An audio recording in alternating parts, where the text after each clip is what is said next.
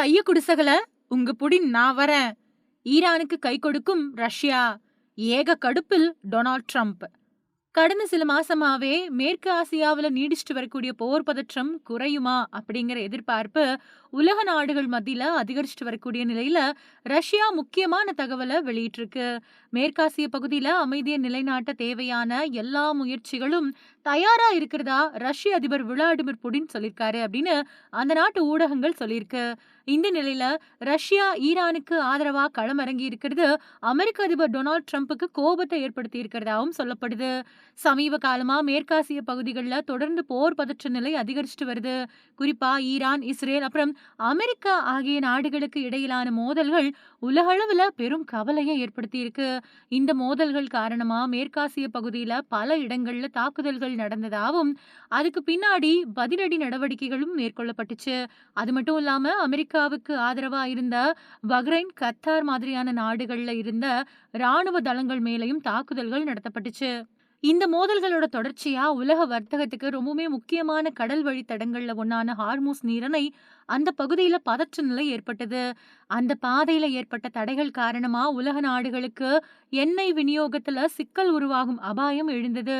இதோட விளைவா சர்வதேச சந்தையில கச்சா எண்ணெய் விலை திடீர்னு உயர்ந்தது. இந்த நிலையில பதற்றத்தை குறைக்கக்கூடிய முயற்சியா சில நாடுகளுக்கு இடையில தற்காலிக போர் நிறுத்தம் அறிவிக்கப்பட்டுச்சு. இந்த போர் நிறுத்தத்தை மேலும் நீட்டிக்கக்கூடிய முயற்சிகளும் மேற்கொள்ளப்பட்டு வருது. இதுக்கிடையில ரெண்டு தரப்பினரும் இறுதி உடன்பாட்டை எட்டுவதற்கான பேச்சுவார்த்தைகளை தொடர்ந்து நடத்திட்டு வராங்க. இந்த சூழ்நிலையில ஈரான் அமைச்சர் அப்பாஸ் அராக்ஷி ரஷ்யாவுக்கு பயணம் மேற்கொண்டு அந்த நாட்டு அதிபர் விளாடிமிர் புடினை சந்திச்சாரு. இந்த சந்திப்பப்போ மேற்காசிய பகுதியில நிலவக்கூடிய நிலைமைகள் பத்தி விரிவா ஆலோசிக்கப்பட்டதா சொல்லப்படுது. அந்த சந்திப்பப்போ தற்போதைய போர்ல தங்களுக்கு ஆதரவா ரஷ்யா செயல்பட்டு வர்றதுக்காக ஈரான் தரப்புல நன்றி தெரிவிக்கப்பட்டதாகவும் தகவல்கள் வெளியாயிருக்கு.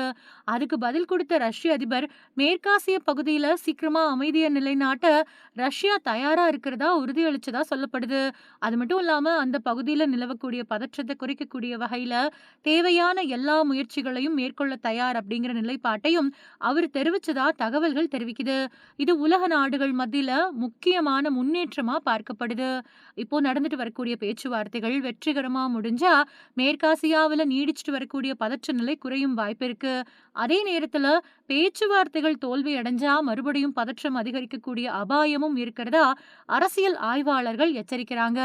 மேற்காசிய பகுதியில நிலவக்கூடிய பதற்ற சூழ்நிலையில ரஷ்ய அதிபர் விளாடிமிர் புடின் இந்த அறிவிப்பு முக்கியத்துவம் வாய்ந்ததா பார்க்கப்படுது. அதே நேரத்துல ரஷ்யா ஈரானுக்கு ஆதரவா களமிறங்கி இருக்கிறது அமெரிக்க அதிபர் டொனால்ட் ட்ரம்புக்கு கோபத்தை ஏற்படுத்தி இருக்கிறதாவும் சொல்லப்படுது.